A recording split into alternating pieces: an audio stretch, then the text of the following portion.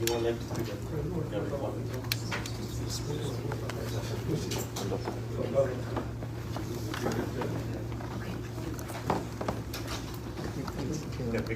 anyone put every talk?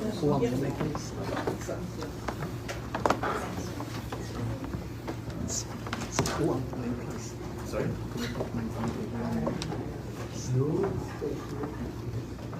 More recorders?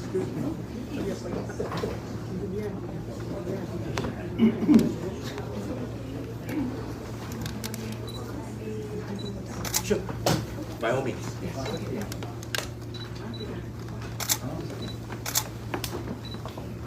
Okay, are we set?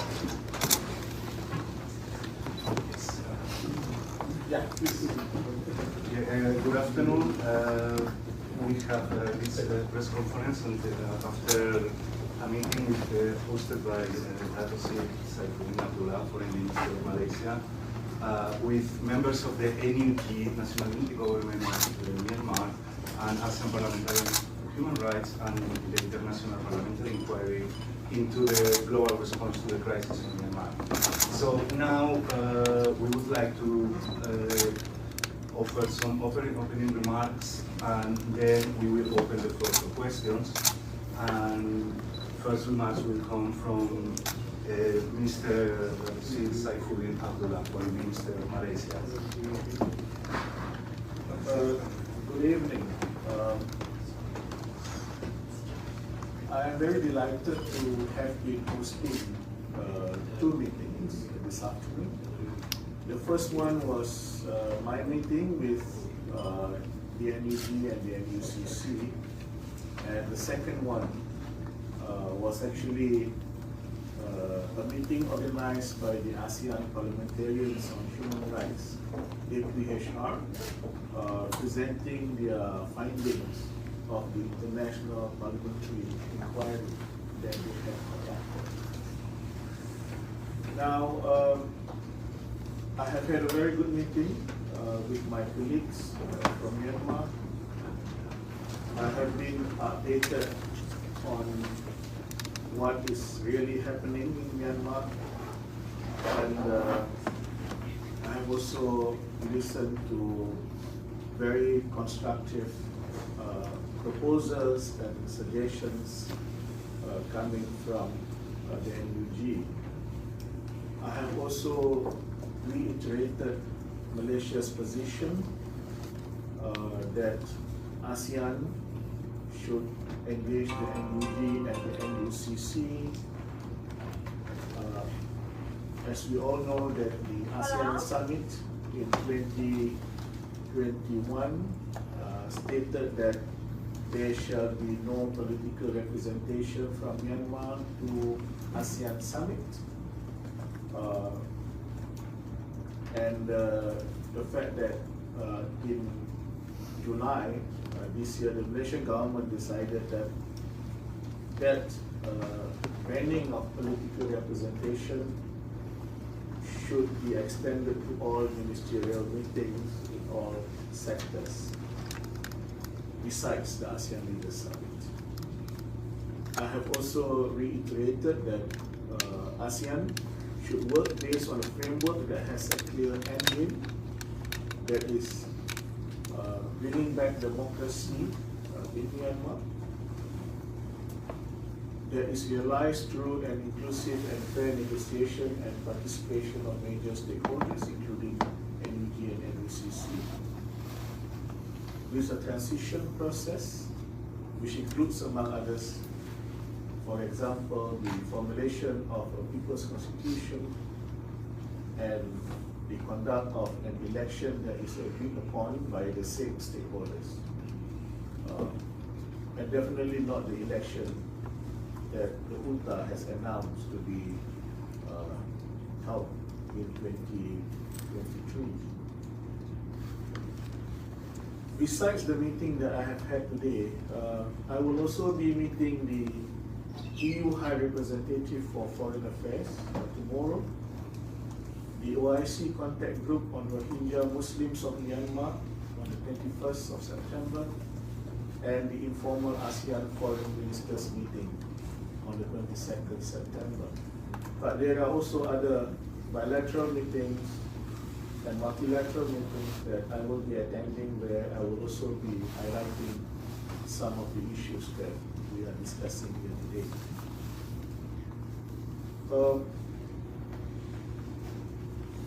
I am also very delighted to have heard the report of the APHR's IPI just a moment ago, and I'm hoping that this report will also be publicized for the international community to look at and to further assist in solving the problems in the Myanmar conflict. Now, in addition to what Malaysia has been reiterating in the past, in the coming meeting on the 22nd, we will also ask ASEAN to review the current humanitarian aid run by the task force that includes the UNRWA. Number two, to support the NGOs who are doing excellent work in providing humanitarian assistance at the border and also inside Myanmar. Number three, that between now and the ASEAN Summit in November, ASEAN must seriously review if the 5-point consensus is still relevant and if it should be replaced with something better. By the time we meet in November, we must ask that hard question and we must have the answer during that time. There are also other things that will be discussed, but I think I will leave it at that. The Prime Minister will be addressing the general debate of the UNGA on the 23rd of September, and you can expect that he will also be highlighting the Malaysian perspective on the subject. Thank you.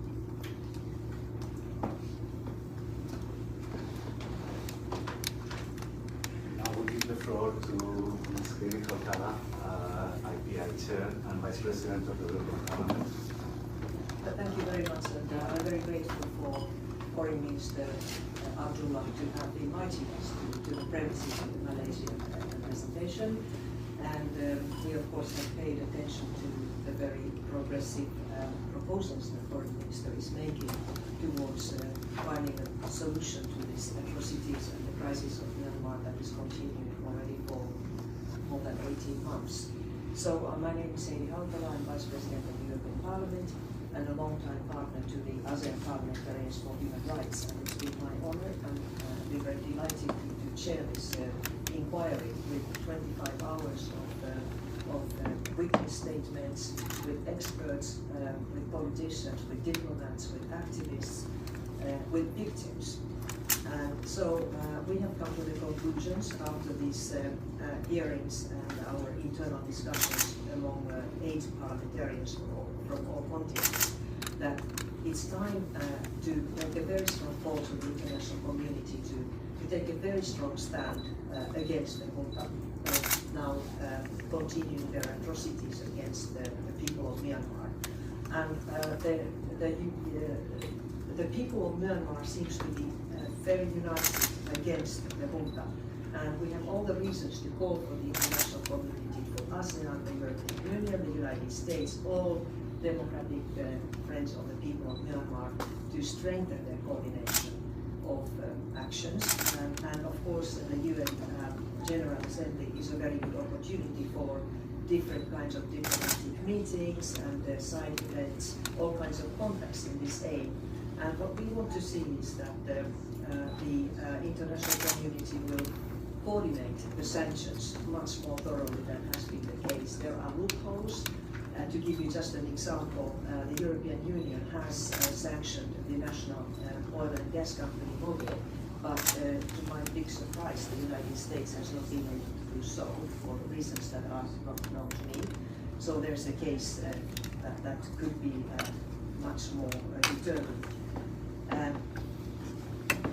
By isolating the junta, we of course do not do everything we can. We need to give much more explicit support to the national unity government and its allied organizations. And it's been very promising to see that the proposals and internal discussions among the democratic forces of Myanmar are paving the way towards a democratic country which is inclusive and finally would be able to find a solution to this sort of discrepancies and issues among the number of ethnic groups living in the country. And we of course have noticed that there's also a promising approach to including the Rohingya population among citizens. So we need to support explicitly and give visibility to these forces and to help them to come together so that the way towards a democratic and peaceful Myanmar would be possible. And now, please, the floor is for the meeting on the meeting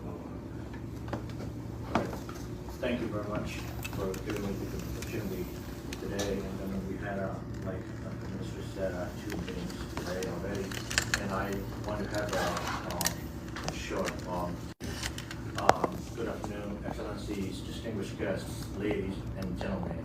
My name is Tianlin Ong, Minister of Communications, Information and Technology of the National Unity Government of Myanmar. First and foremost, let me express my deepest appreciation to His Excellency Saifuddin Abdullah, Foreign Minister of Malaysia, His Excellency Ambassador Aidit, Permanent Representative of Malaysia to the United Nations, and member of ASEAN Parliamentarians for Human Rights and its International Parliamentary Inquiry staff for organizing this important event. Your commitment to and efforts in support of the National Unity Government, both publicly and behind the scenes, reaffirm to us your definitive stand with the people of Myanmar in their quest for freedom and democracy. So I applaud you for choosing to stand on the right side of history and drama in the war. Since February 1, 2021, the Myanmar military has held our nation under the siege, rejecting the mandate of the People's Organization. No rule of law and lack of enforcement have driven up crime rates, particularly the narcotics trade, and escalating major regional security challenge.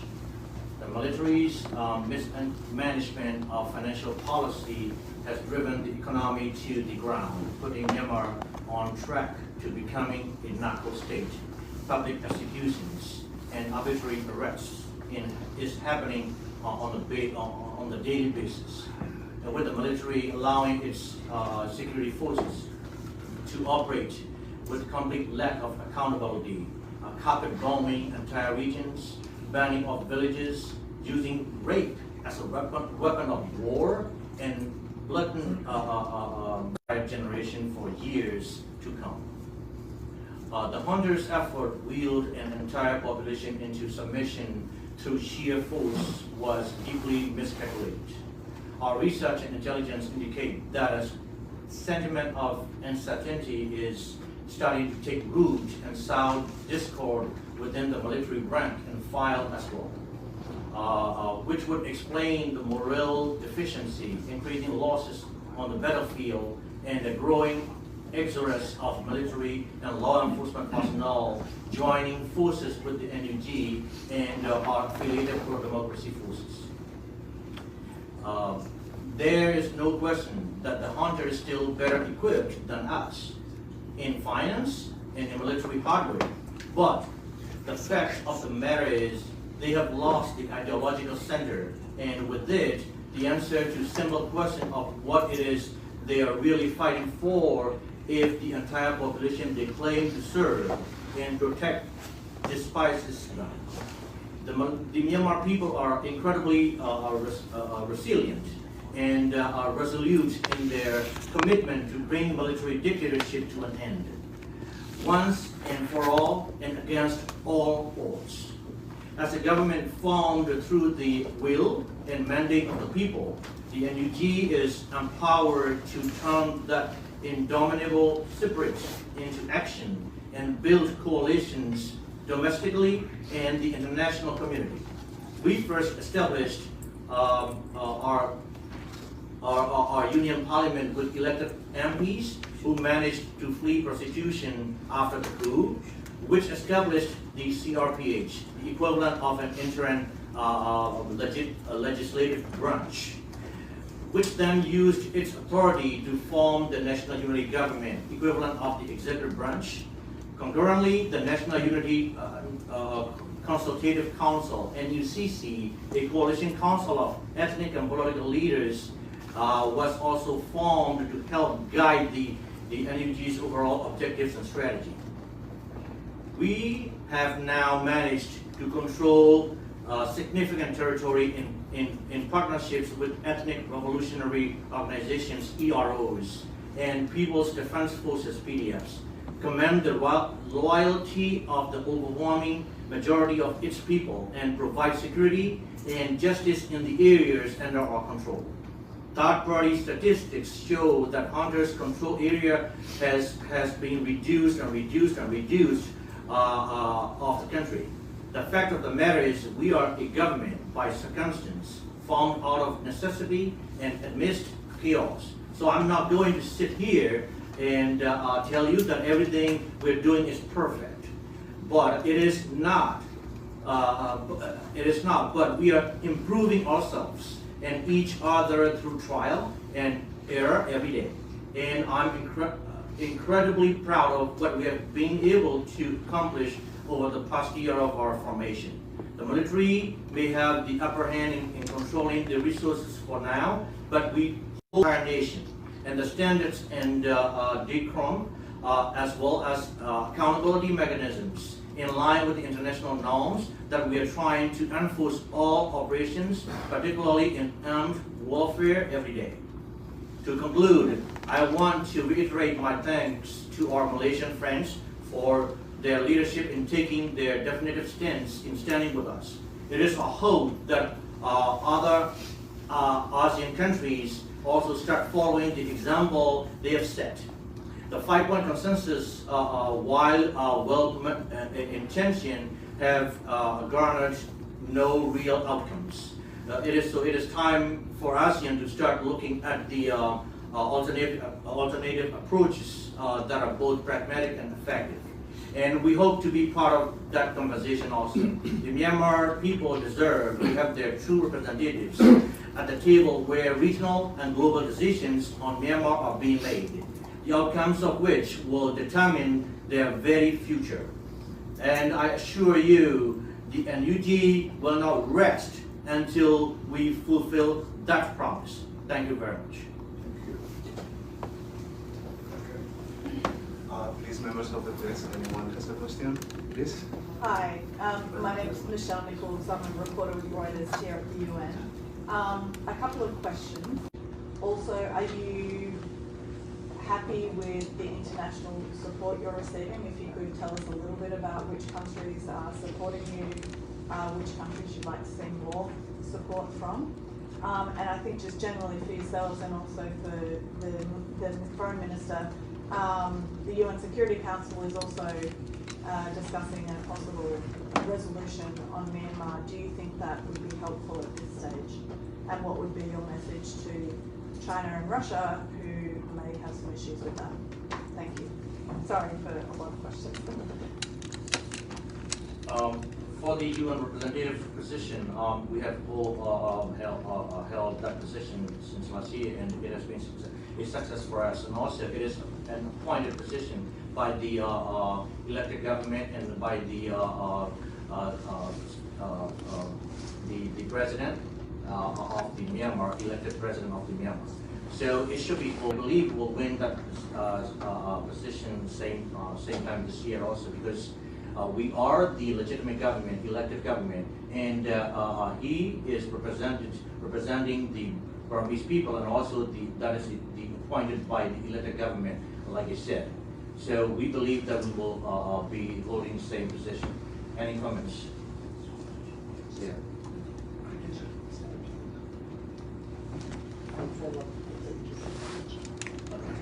And also, for that credential, it shouldn't be even considered about anything anymore, because whoever is going to compete that position is not representing any government, and it is sent out by the military junta who is killing its own people. So that is not the government at all. That's not representing anybody at all. That is representing by itself, who are the terrorist groups. And in terms of international support you're receiving, which countries are supporting you, and who would you like to see more recognition from? But thank you. We have, for some instance, we have a small community, and also Myanmar issue is always highlighted in debate of any international or even UN events. But there are some countries like the Czech Republic is strongest country among the EU, and we also have some Western countries like US, Canada, and also EU giving a kind of support, diplomatic support, and humanitarian support discussion on Myanmar. But the action is not enough. The action is much needed, like the recommendation by the EPHR. It should be the international action should be stronger. Why we are talking right now about the reports and finding that at the same time, that's 2 days ago, the crimes taking place in attack on the civilians and the killing the students by the Czech fighter in Sakai division is taking place. And I just caught a call from inside the country. There's a big offensive attack in Karenni state is declared. So all the whole communities in Karenni state, especially Mobile townships, they are on the run because military intensified the attack from the air and using the Czech fighters and using the Mi-15 helicopters is increasing. So it's not enough. So we have to, while we strongly support the diplomatic call and some kind of statements, it still not enough. There should be more concrete actions by supporting diplomatically, by providing humanitarian assistance, and providing more the technical support to the movement, not only the NUG, but the whole movement by all means possible. As in military support? This is one of the strategies, the tactics used by the people of Myanmar. And the first we declare is the defensive war. But there's now country is totally in the conflict situation. The military using all form of violence against the civilians. This is a crime against humanity. This is also war crime. So we need to support the people to defend from the attack of the military to the communities. Can I respond to that? Yes, please.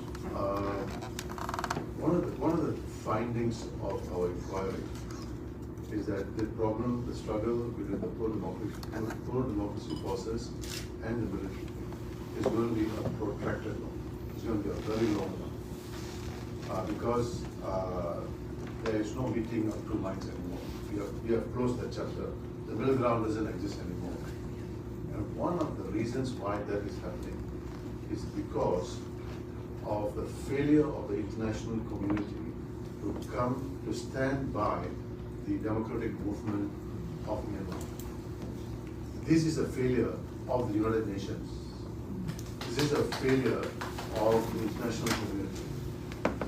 And I think they have to stand with the Myanmar people now and protect that seat for the Myanmar people and for Myanmar's democracy to go forward. This is the issue in a sense. But if you look on the other side, the people who are supporting the military, the Russians, the Chinese, they are 150% support for the junta, but not for the democratic movement. So therefore, this is a warning to the international community that if you don't stand by the Myanmar community now, then it is going to come and bite them in a very, very big way. That's number one. Number two, the claim of the military, again from our finding, the claim of the military is the unifying force of the country. However, in the last 19 months, the people have united against the military. So the very existence or the very legitimacy of the military no longer holds. And now the military has become part of the problem. Part of the problem. And the way to resolve this is for the international community to stand by the fight now for that seat held by the pro-democratic forces of Myanmar. So therefore, it's a very loaded question, a very important one, but which has got a whole lot of, tentacles to it. By the end of the day, the problem is just not alone of the Myanmar people. The international community must stand with them, including ASEAN, on this issue. ASEAN cannot split on this issue. ASEAN must stand with the democratic forces. If ASEAN doesn't stand with the NUG today, with the representation in the United Nations, then ASEAN itself will have let down the democratic movement of Myanmar. Which, Sorry, I was just going to say, Minister, on that note, do you think ASEAN's stance will change? Well, if I can just continue a little bit from Charles. For observers and followers of Myanmar, you will know that the situation is very complex and there are many stakeholders. Yes, probably in the past, there can be different views from different stakeholders, but after the coup, and especially in the last few months, I think the NUG has done a wonderful job of confidence building among the various stakeholders. And I think you probably have not seen such unity among all of the stakeholders against the junta. And I'm hopeful that they engage with the NUG, and this is something that we will be discussing, not for the first time, but again on the 22nd of September during the informal ministerial meeting. And do you think you can? Let's advance? another There's a lot- colleague. I know, it's just a lot. Let's another So- colleague ask another question, please. Yeah, my name is Tinti. I'm a public journalist from Myanmar News Agency. I would like to first ask the questions to Foreign Minister and Energy Minister. So, but I would like to ask for Energy Minister by Burmese language because my audience is the audience. So, the first question to Minister: ASEAN countries worry about the military Burmese Honda and Russia relation. Do you think it is a threat on the Asian country? I think ASEAN really have to look at the actual situation, what is happening in Myanmar, and put the priority of the people of Myanmar first, beyond anything else. So I would like to ask NUG Wang Yongmei.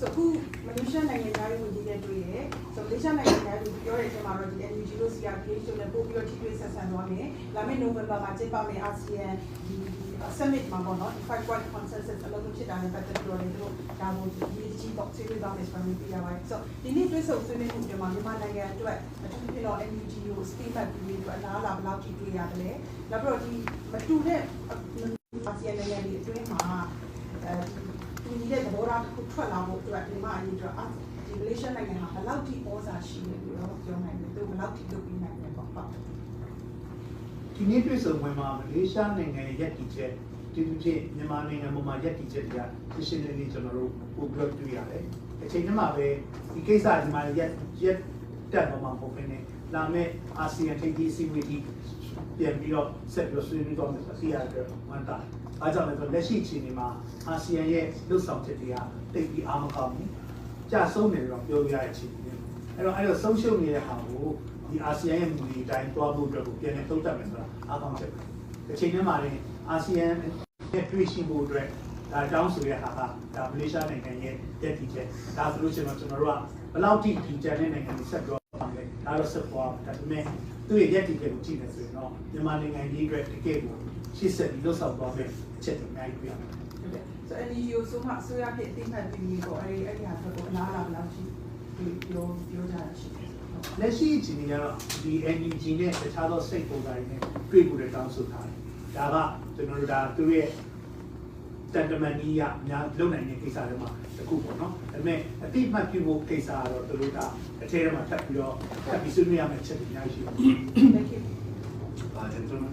Yeah, my name is Manik Mehta. I'm a syndicated journalist. My question to the Foreign Minister, since there's an impasse in the Security Council over passing a resolution about Myanmar, would you not consider the way through the General Assembly, which you did some years back when Malaysia was in the Security Council? And number two, besides Myanmar, what other issues are you going to raise at the UNGA? Firstly, we are very hopeful that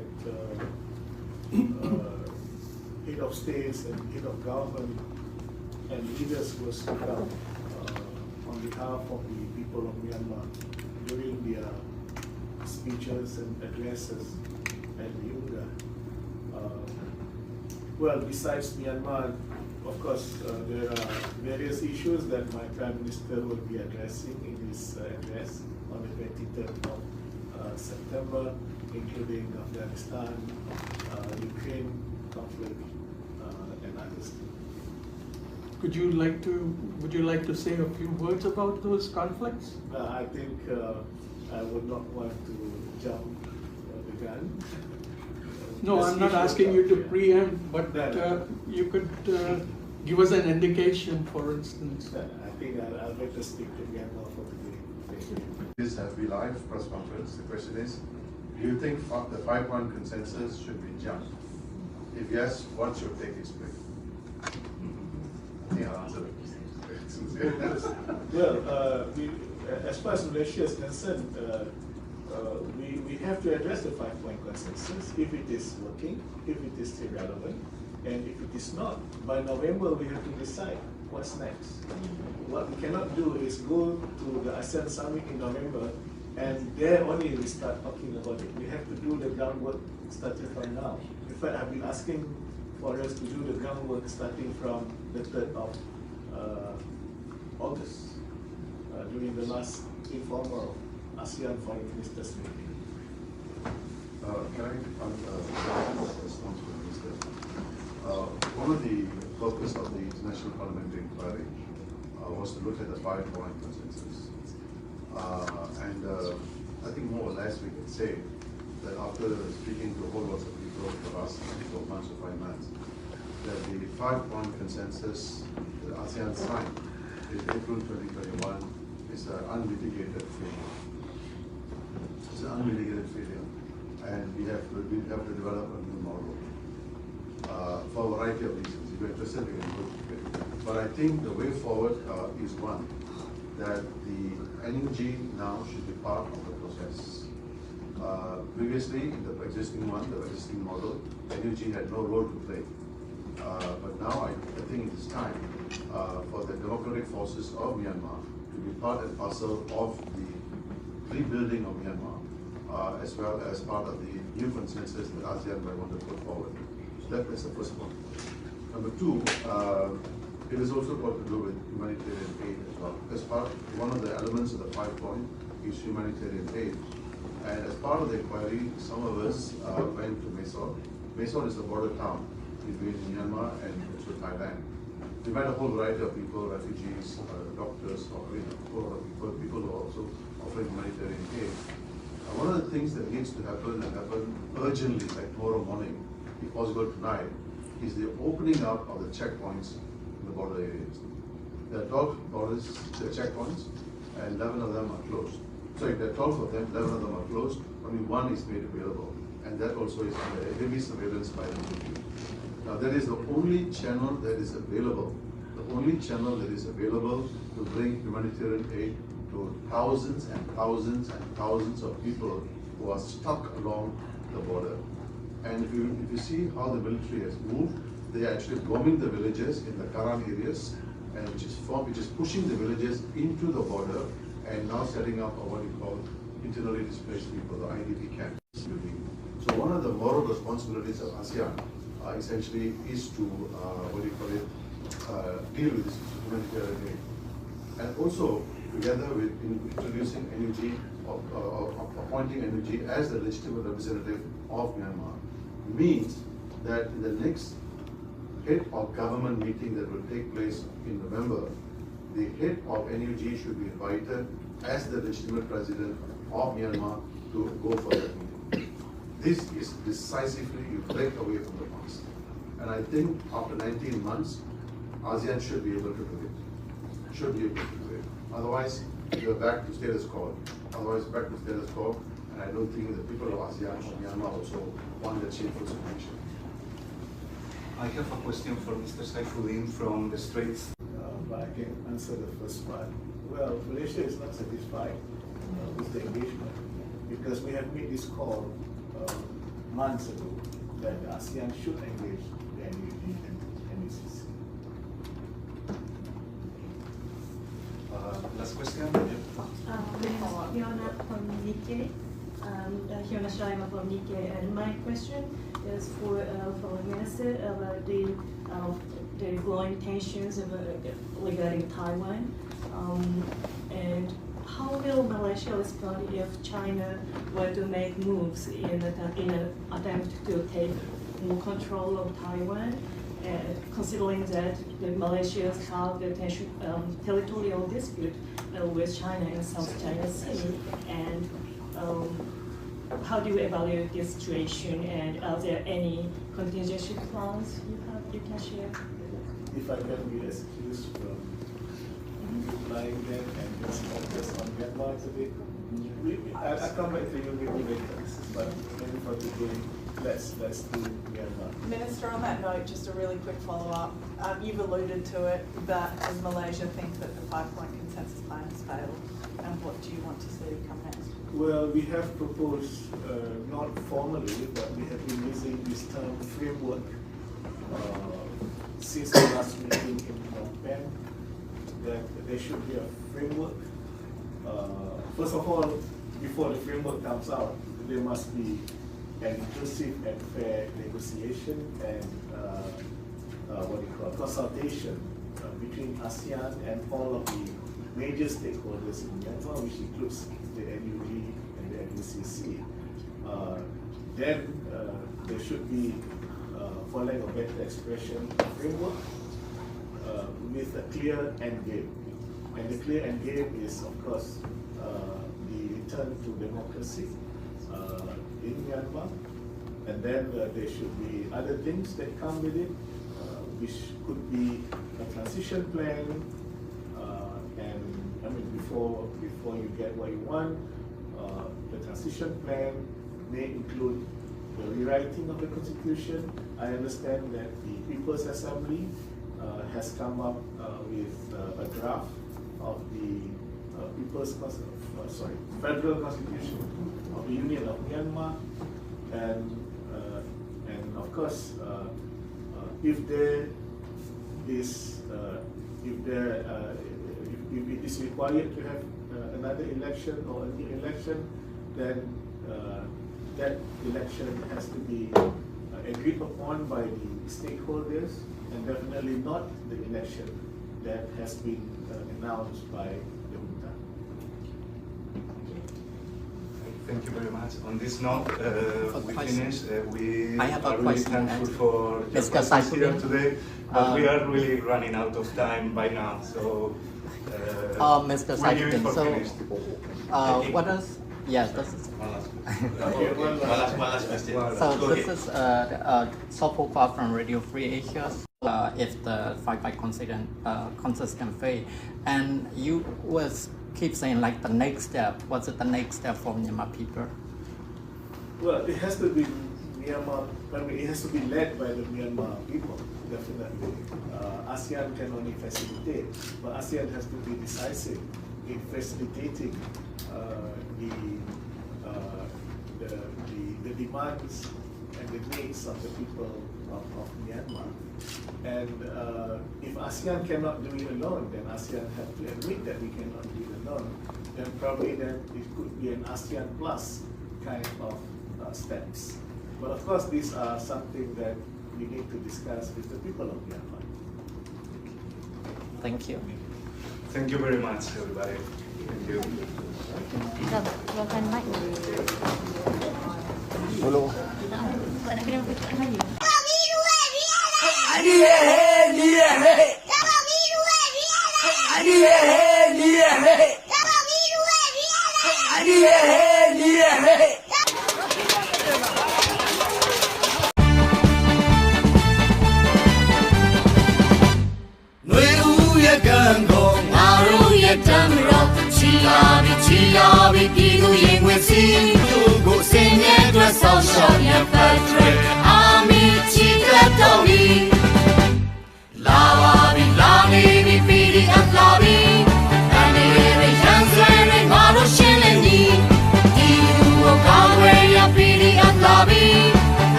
Tell me